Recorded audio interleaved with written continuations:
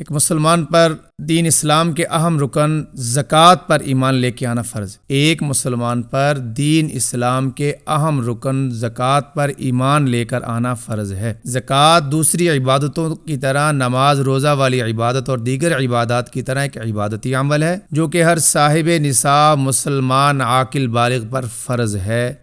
اس کی فرضیت پر ایمان لے کے آنا، عقیدہ بنانا، یہ ہم پہ فرض ہے۔ اس کا منکر دائرہ اسلام سے خارج ہے۔ کوئی کہے زکوٰۃ نہیں ہے، دائرہ اسلام سے خارج ہے۔ زکوٰۃ ادا کر دینے سے باقی مال بھی محفوظ ہو جاتا ہے، اور زکوٰۃ کی غیر ادائیگی سے، نہ ادا کرنے سے باقی مال بھی غیر محفوظ ہو جاتا ہے۔ اس لیے زکوٰۃ چونکہ ایک اہم رکن ہے اور بہت سارے معاشرے کی اس کی طرف توجہ نہیں ہے۔ اللہ پاک نے بہت کچھ دیا، تھوڑا سا مانگا ہے۔ 100 روپے میں سے 2.5 روپے اللہ پاک کہہ رہے ہیں میرے راستے میں دے دو۔ رب قادر تھے یہ کہتے کہ 100 میں سے 50 میرے، 50 آپ کے، 90 میرے، 50 10 آپ کے، 70 میرے، 10 آپ کے، 20 میرے، 80 آپ کے، 40 میرے، 60 آپ۔ اللہ قادر، اللہ نے بالکل معمولی سا نہ ہونے کے برابر اللہ نے ہم پہ فرض کیا، اور وہ معمولی سا مال اپنے قبضے میں رکھ کے اپنے مال کو غیر محفوظ بنا کے اپنی قبر کو خراب کریں گے۔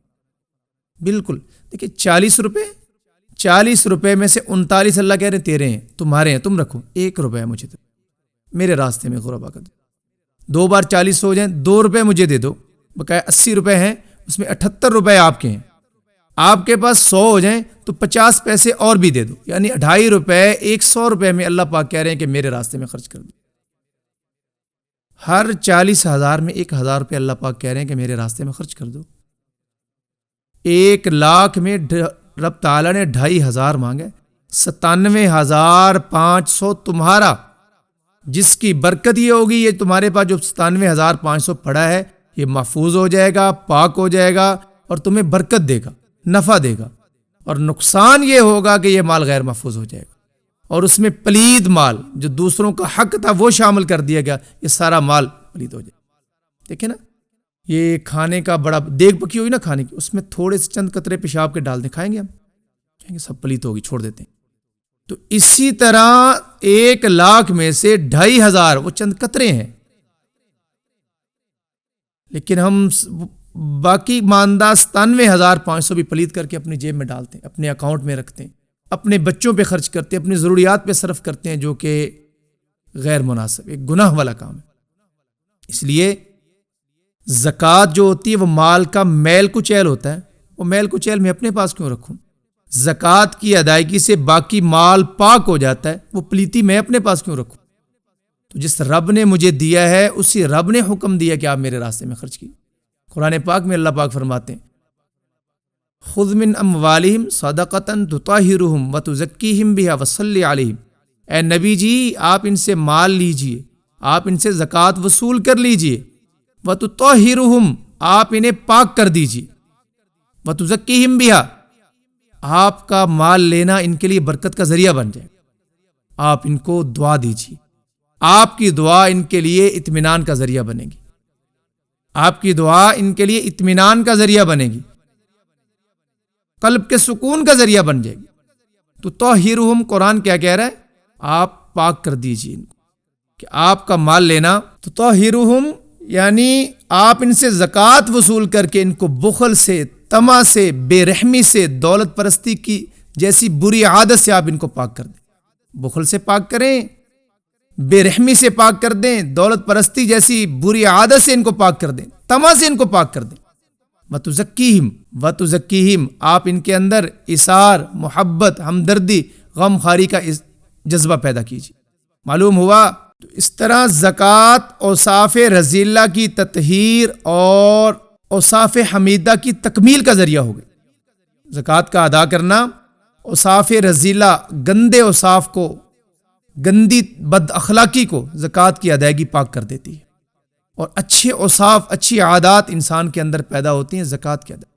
رب تعالیٰ کے جتنے بھی احکامات ہیں ان کے اندر برکتیں ہیں، سب میں اصلاحی پہلو ہیں۔ مثلا قرآن پاک میں آپ نے پڑھا ہے کہ نماز بے حیائی اور منکر باتوں سے روک دیتی ہے۔ احادیث میں بھی اس کے بڑے فضائل ہیں کہ نماز کی اتنی برکتیں ہیں۔ ایسے ہی آپ نے رمضان کے اندر روزے کی برکت پڑھی ہے یعنی روزے کی برکت بڑی ہے قرآن پاک کے اندر، لعلکم تتقون، تمہیں تقوی نصیب ہوگا، اور بھی بڑے فوائد۔ ایسے ہی حج کی آپ نے فضائل پڑھے ہیں، تو عاشقانہ عبادت ہے، خدا کی محبت میں دیوانہ وار پھرنا، یعنی ہر عمل انسانی تطہیر کا، انسانی اصلاح کا، انسانی تربیت کا ذریعہ۔ اسی طرح زکوٰۃ بھی ہے جو انسان کے اوصاف رذیلہ کو ختم کرتی ہے، اوصاف حمیدہ کو انسان کے اندر پیدا کرتی ہے۔ اس عمل کو اپنی زندگی میں لائیں، خدا کے لیے توبہ کریں۔ پچھلے سالوں کی اگر زکوٰۃ نہیں دی وہ بھی دیں، عشر میرے ذمے وہ ادا کریں، زکوٰۃ میرے ذمے میں ادا کروں۔ اب زکوٰۃ کا نصاب پوچھ لیا جائے، علماء سے پوچھ لیجیے کس کس چیز پر زکوٰۃ ہے۔ ایک بات میں اور کہتا ہوں، ایک بات، زکوٰۃ جس طرح شریعت نے زکوٰۃ دینے کا معیار بنایا نا کہ کون بندہ دے گا، کب دے گا، کتنی مقدار میں دے گا، اسی طرح شریعت نے زکوٰۃ کے لینے کا بھی ایک معیار قائم کیا۔ دیکھیں، زکوٰۃ جو ہے مال کا میل کچیل ہے، زکوٰۃ سے باقی مال پاک ہو جاتا ہے۔ نبی صلی اللہ علیہ وسلم نے اپنے خاندان کے لیے، اپنے ہاشمی گھرانے کے لیے، سید خاندان کے لیے زکوٰۃ کو حلال نہیں قرار دی۔ اگر ہم ان کو دیں گے ہماری زکوٰۃ ادا نہیں ہوگی۔ لازمی بات ہے، اس میں کوئی عیب تھا تو حضور نے اپنے خاندان کے لیے پسند نہیں کیا۔ تو ہمیں لالچ نہیں ہونی چاہیے کہ مجھے زکوٰۃ ملے، کوئی اچھی چیز نہیں ہے، لیکن اللہ کا ایک نظام ہے، دینے والا دے اور جو مستحق ہے وہ لے۔ زکوٰۃ کا نظام جو 1450 سال سے پہلے تھا کہ کون دینے والا، کون لینے والا، کون اس کا مستحق ہے، اس میں ذرا بر بھی تغیر نہیں ہے، تبدیلی نہیں ہے، اس کے مستحقین کے اندر تبدیلی نہیں آئی ہے، نہ آئے گی، بس وہی جو بنا دیا گا وہی نصاب رہے گا۔ فقہا نے جہاں پہ دینے والوں کی ذمہ داری سمجھائی ہے کہ اتنے مال کا مالک ہو، اس بندے کے ذمہ اتنی زکوٰۃ بنتی، اسی طرح لینے والوں کی بھی ذمہ داری سمجھائی کون بندہ زکوٰۃ لے سکتا۔